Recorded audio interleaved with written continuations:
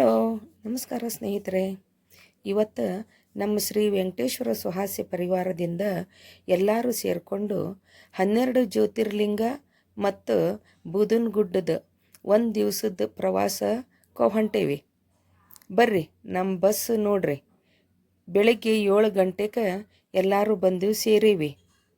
ಮೊದಲಿಗೆ ನಮ್ಮ ಬಸ್ಸಿಂದ ಪೂಜೆ ಮಾಡಿ ನಮ್ಮ ಪ್ರವಾಸ ಬೆಳೆಸಿದ್ವಿ.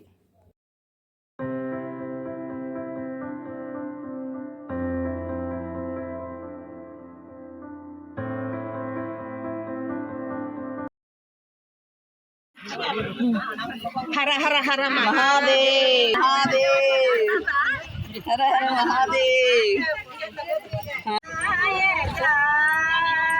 ವಿದ್ಯಾರಂಭದಿ ಬಲಿಸುವೆ ನಿನ್ನನು, ವಿದ್ಯಾರಂಭದಿ ಬಲಿಸುವೆ ನಿನ್ನನು. ನಾವು ಹಿರಿಯ ನಾಗರಿಕರ ಆಗಿದ್ದರಿಂದ ದೇವರ ನಾಮ ಮತ್ತು ಗಣೇಶನ ಹಾಡ್ಕೋತ ನಮ್ಮ ಕಾರ್ಯಕ್ರಮ ಶುರು ಮಾಡಿದ್ವಿ. ಹುಬ್ಬಳ್ಳಿಯಿಂದ 20 ಕಿಲೋಮೀಟರ್ ದೂರದಾಗ ಈ 12 ಜ್ಯೋತಿರ್ಲಿಂಗದ ಗುಡಿ ಬರ್ತೈತಿ. ನಾವು ಬೆಳಗ್ಗೆ ಲಘು ಹೋಗಿದ್ದಕ್ಕೆ ಗುಡಿ ಬಾಗ್ಲ ಬಂದ್ ಆಗಿತ್ತು. ಆದರೂ ಇಲ್ಲಿ ಮಠ ಬಂದಿದ್ದಕ್ಕೆ ಒಳಗಡೆ ಏನೈತಿ ಅಂತ ನೋಡೋಣ ಬರ್ರಿ. ಅದಕ್ಕಿಂತ ಮೊದಲು ಇದ್ರ ಬಗ್ಗೆ ತಿಳ್ಕೊಳ್ಳೋಣ.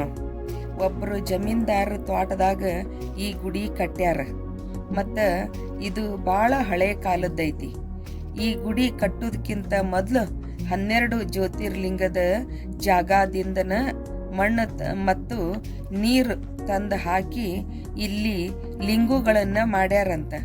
ಅದಕ್ಕೆ ಯಾರಿಗೆ ಅಷ್ಟು ದೂರ ಹೋಗಕ್ಕಾಗೋದಿಲ್ಲೋ ಅವರು ಇಲ್ಲಿ ಬಂದು ದರ್ಶನ ಮಾಡಿದ್ರು ಅಷ್ಟ ಪುಣ್ಯ ಬರ್ತೈತಂತ ನೋಡ್ರಿ. ಸುತ್ತೆಲ್ಲ ಗಿಡ ಮರ ಎಷ್ಟು ಚಂದ ಕಾಣಕತ್ತಾವ ನೋಡ್ರಿ. ಈಗ ಗುಡಿ ಒಳಗೆ ಹೋಗಿ ನೋಡೋಣ ಬರ್ರಿ.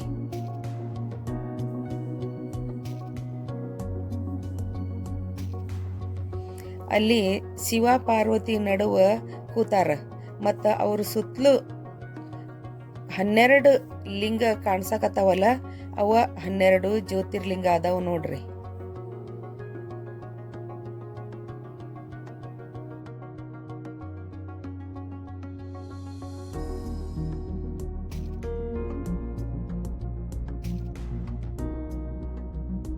ಈಗ ನಾವು ಬೂದನಗುಡ್ಡಕ್ಕೆ ಬಂದೇವಿ. ಇವ ಸ್ವಲ್ಪ ಪಾಟುಣಿಗೆ ಹತ್ತಿ ಮುಂದೆ ಹೋದ್ರೆ ಗುಡಿ ಬರ್ತೈತಿ.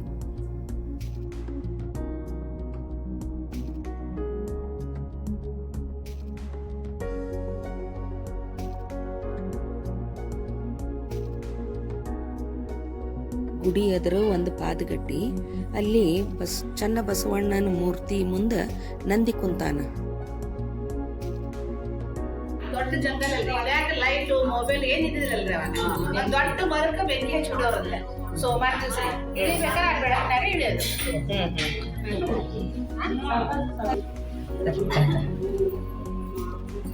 ಗರ್ಭಗುಡಿಯ ದೇವಸ್ಥಾನ ನೋಡಿ, ಬಸವಣ್ಣನ ಮೂರ್ತಿ ಮತ್ತು ಒಂದು ಈಶ್ವರಲಿಂಗ ಇದೆ, ಪಾದುಕೆ ಇದೆ. ಇಲ್ಲಿ ಚನ್ನ ಬಸವಣ್ಣನವರು ಉಳುವಿಗೆ ಹೋಗುವಾಗ ಬಂದು ಇಲ್ಲಿ ವಿಶ್ರಮಿಸಿದ್ದರು.